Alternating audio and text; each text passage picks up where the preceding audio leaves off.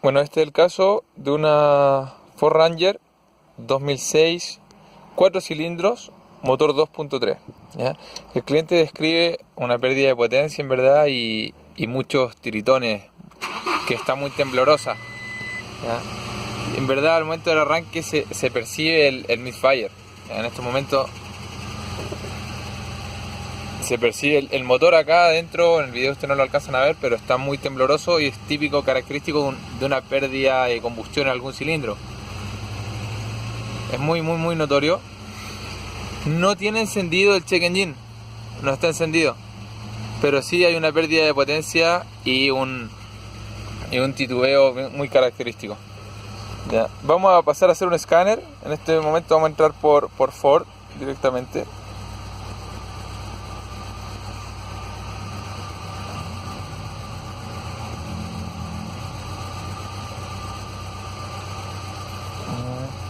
Vamos a ir a una búsqueda automática del modelo.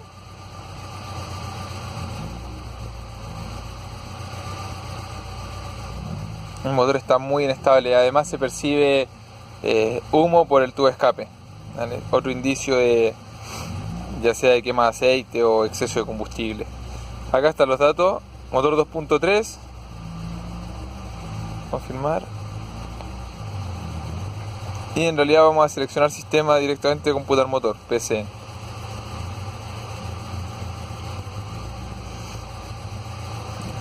Vamos a leer códigos de falla, pero vamos a dejar en contacto por ahora. Ya. Entonces vamos a leer códigos de falla con key on, engine off. Contacto, motor apagado. Aceptar.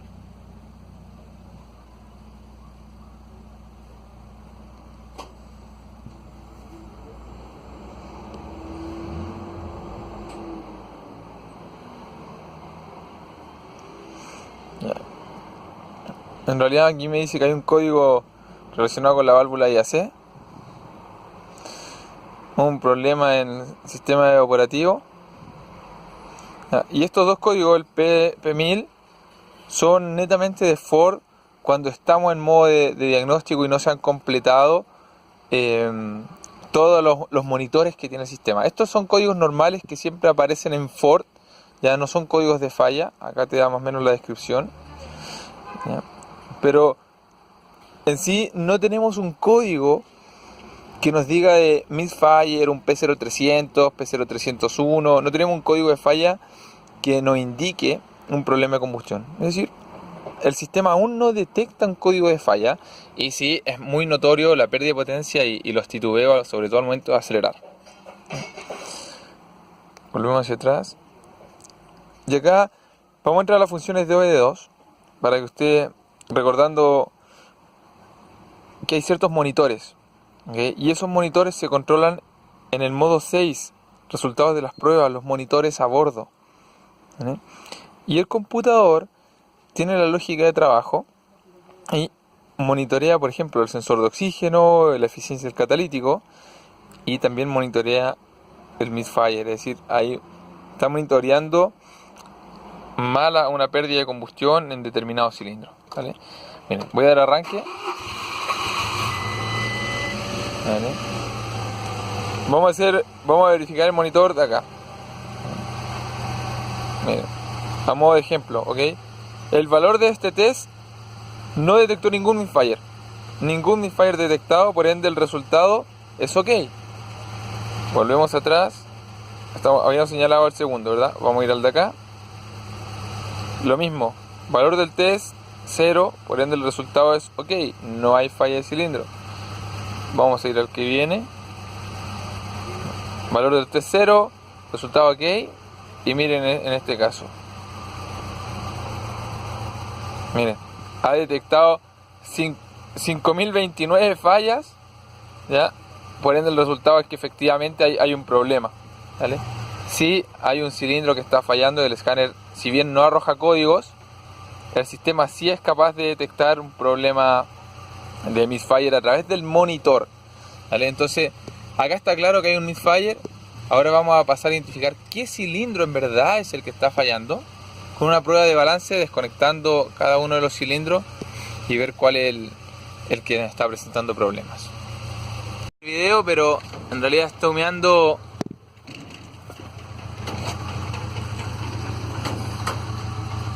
Miren, la camioneta está humeando bastante. Entonces acá ya tenemos otro indicio de que efectivamente hay una mala combustión. Es un tono medio azul. Miren, al momento de acelerar, sí, efectivamente humea bastante. Entonces acá ya el color sí es un tanto celeste, por ende eso nos da indicio de quema de aceite dentro del cilindro principalmente. Vamos a verificar qué cilindro es el que está teniendo una mala combustión. Ok, acá ya estamos en el motor de una Ford Ranger, pero es 4 en línea, 2.3, y vamos a verificar qué cilindro en verdad es el que está fallando. Vamos a hacer una prueba de balance del cilindro desconectando en la bobina, desconectando cada uno de las salidas y percibir realmente cuál es el que no nota cambio en las revoluciones del motor. Para eso conectamos una lámpara de prueba a masa, se conecta a negativo y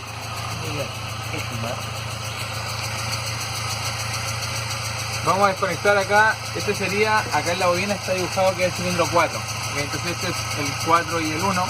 Vamos a pasar a desconectar el 4. El motor sí percibe una baja en las revoluciones. Voy a conectar y se estabiliza. Entonces el cilindro 4 sí está funcionando bien. Voy al cilindro 1, acá en la bobina dice 1.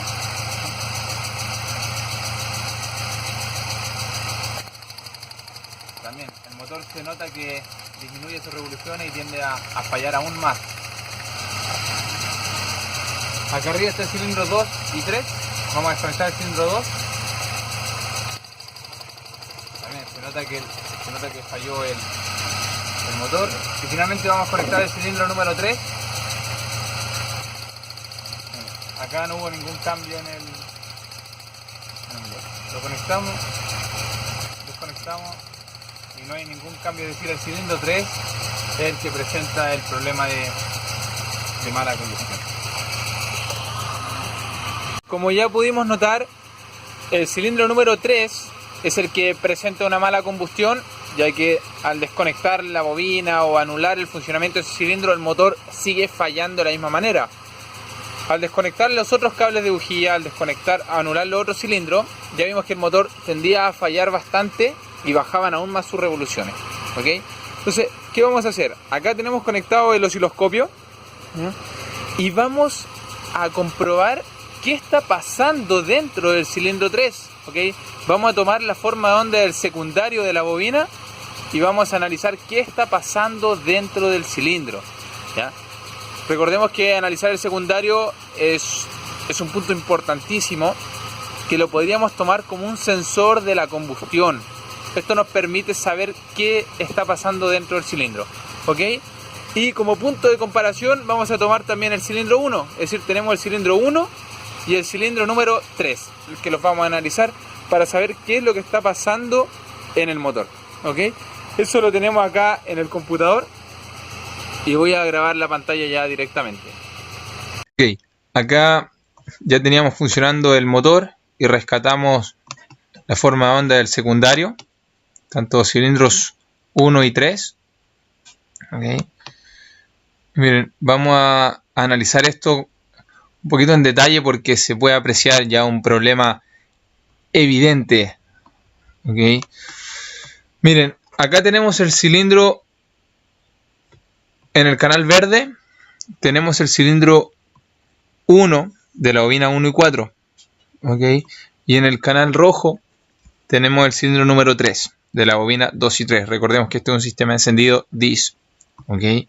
Y acá hay un problema evidente, acá hay un problema claro relacionado con la combustión en el cilindro número 3. Okay. Rescatar la forma de onda del secundario, recordemos que es nuestro sensor prácticamente de la combustión. Es quien nos permite analizar qué está pasando dentro del cilindro. Por eso es la importancia de saber analizarlo Y sobre todo en el caso de un misfire, como lo que pasa en este vehículo. ¿Okay? Miren, acá hay un problema muy claro y lo vamos a evidenciar de la siguiente forma.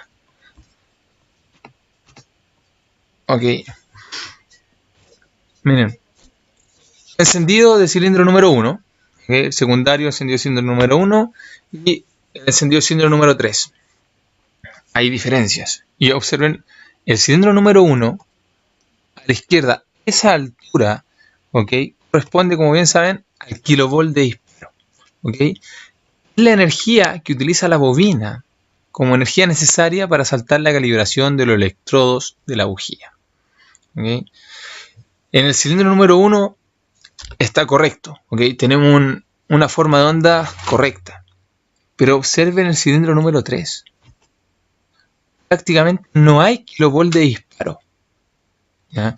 Y esto, un kilovolt de disparo muy bajo, tiene distintas causas posibles, ¿ok? Pero vamos a enumerar algunas de ellas. Por ejemplo, electrodos muy cerrados.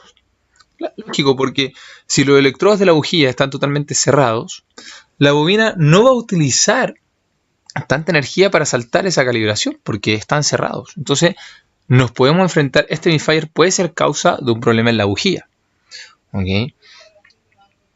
Otro ejemplo es una mezcla excesivamente rica. En este caso, también se evidenciaría exceso de humo por el tubo de escape, humo negro, ¿ok? Pero no se descarta y para eso también hay que analizar el funcionamiento del inyector, ¿ok? Pero podría ser una de las causas. Como también una baja compresión en el cilindro. ¿Por qué una baja compresión?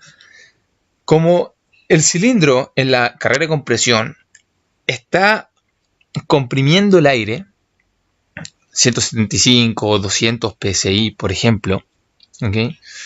Ese aire sometido a presión para la bobina necesita más energía para saltar la calibración de los electrodos. Por ende, un cilindro que está totalmente descomprimido para la bobina no va a necesitar tanta energía y por ende vemos un kilovolt de disparo muy bajo. Es decir, acá de forma rápida, ejemplo, tendríamos que analizar cómo está la bujía, analizar el funcionamiento del inyector y además verificar la compresión de este cilindro porque tenemos claramente un misfire en el cilindro número 3. ¿Okay? Y partamos con los inyectores, que es lo que tenemos más a mano y más rápido. Para eso vamos a utilizar la base de datos y el diagrama, ¿okay? Para identificar dónde están los pines. ¿Okay? Esta es una Ford Ranger del 2006, Ford Track Ranger, ¿okay? 2.3. Perfecto. Ok. Vamos a diagramas eléctricos y powertrain.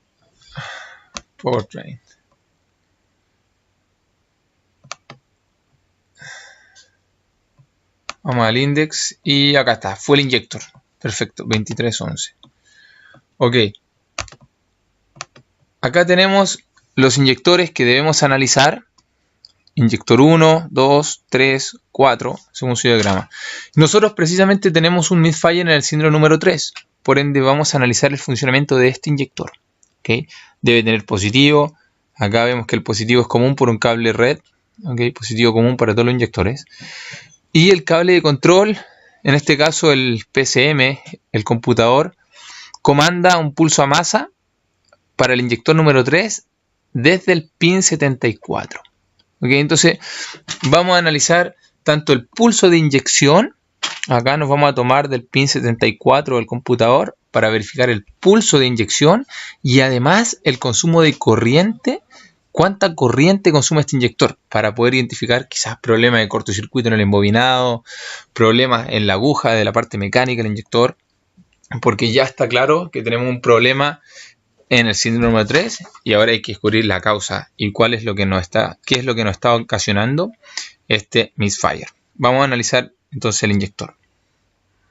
Vamos a buscar al computador para acceder al pulso de inyección, ya que los inyectores están debajo del múltiple y no tenemos un buen acceso no hay un acceso fácil a los inyectores, entonces lo que nos queda más cómodo es trabajar directamente el computador. Nosotros desmontamos esta tapa plástica para poder acceder a los terminales. Y si ustedes se acuerdan, el pin que necesitábamos es el pin 7.4, donde sale el pulso de inyección hacia el cilindro inyector número 3. Miren, el conector desde atrás tiene la ubicación de el número de los pines. Okay. Pin 7.9, acá abajo está el 53. Entonces nos venimos para acá, tenemos el pin, aquí está el pin 7.8, ok, pin 78, entonces debiésemos devolvernos hasta encontrar el 74, ok, el pin 7.8 no tiene uso, está sin uso, entonces 78, 70, pin 77, 76, 75 y 74. Justo pin 74, brown con yellow, acá está, brown con yellow. Okay, aquí nos vamos, pin 74. Acá nos vamos a conectar con el osciloscopio para rescatar el pulso de inyección y analizar qué está pasando también con ese inyector, con el embobinado principalmente, con la aguja. Y además de eso, vamos a conectar la pinza amperimétrica, ¿ok? Vamos a graficar el consumo de corriente del inyector para saber qué está pasando con el embobinado, si es que está en cortocircuito o si es que la aguja tiene algún problema de que esté atascada abierta o atascada cerrada, en verdad. Acuérdense que una falla de cilindro puede ser por múltiples causas y una de ellas puede ser problemas de inyector. Así que vamos a analizarlo acá. Vamos a conectar la pinza amperimétrica. Okay. Abrazando el cable, y sumamos el pulso de inyección. Okay. Esto lo vamos a analizar, vamos a dar arranque y lo vamos a analizar directamente en la pantalla del computador. Para eso tenemos conectado el osciloscopio y va a quedar en el canal azul y nos vamos a desconectar acá y nos vamos a conectar en el canal número 2, que sería el canal rojo. Okay. Vamos a cambiar el canal. Estamos ok. Ya, vamos al computador y dar arranque al vehículo. Ok, acá tenemos funcionando el motor. En el canal azul tenemos graficado el pulso de inyección y en el canal rojo tenemos graficado el consumo de corriente de este inyector, ambos del inyector número 3, que es donde tenemos el problema del misfire, de la mala combustión. Okay. Voy a poner pausa acá. Voy a parar el motor.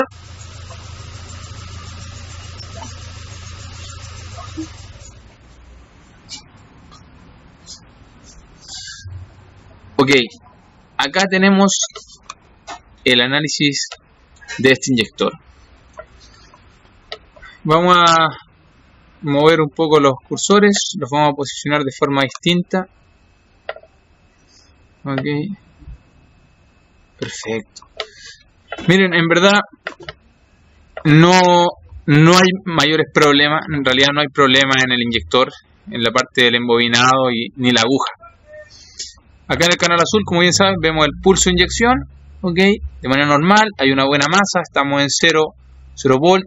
Hay un buen pulso de inyección, acá está el tiempo de inyección y finalmente vemos el pic de autoinducción que está llegando a un valor de, acá en el canal azul, 53 volt.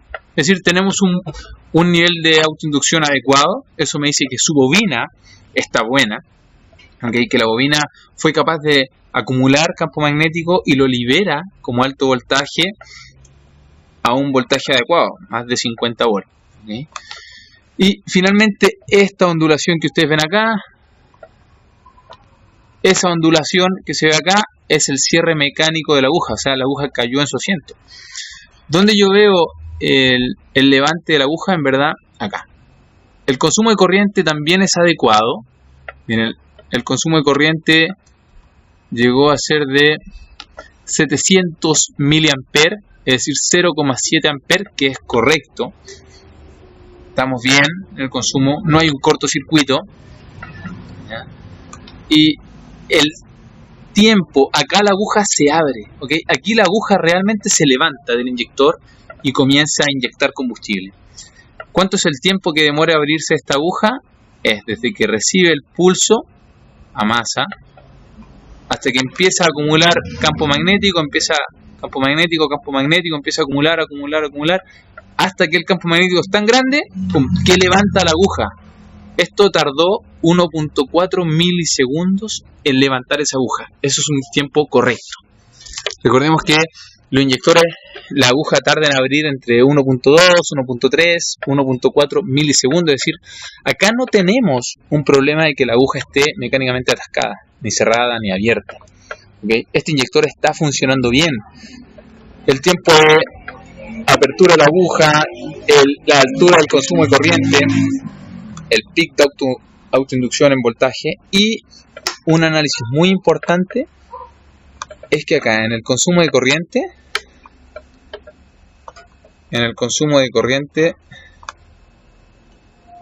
este pic debe ser de manera inclinada, ¿ok? Este consumo de corriente debe ser progresivo, tal cual como se ve acá, ¿ya? Esto no debiese subir como una línea recta hacia arriba, porque eso me indica un cortocircuito en el inyector, ¿ok? Entonces, este inyector, su embobinado está bien, porque su consumo de corriente es progresivo, es inclinado, ¿okay? Es una curva característica como aleta de tiburón, y acá vemos el levante de la aguja. Aquí la aguja se levantó de su asiento y el inyector comenzó a rociar combustible, a atomizar combustible, ¿ok? Entonces, este inyector, en verdad, la parte eléctrica, el embobinado y la aguja está trabajando bien. No que esto no me permite analizar el caudal de entrega, pero sí me da un claro análisis de que el inyector, tanto su aguja como el embobinado, están en buenas condiciones, ¿okay? Entonces, descartaríamos problemas de inyección por ahora, ¿okay?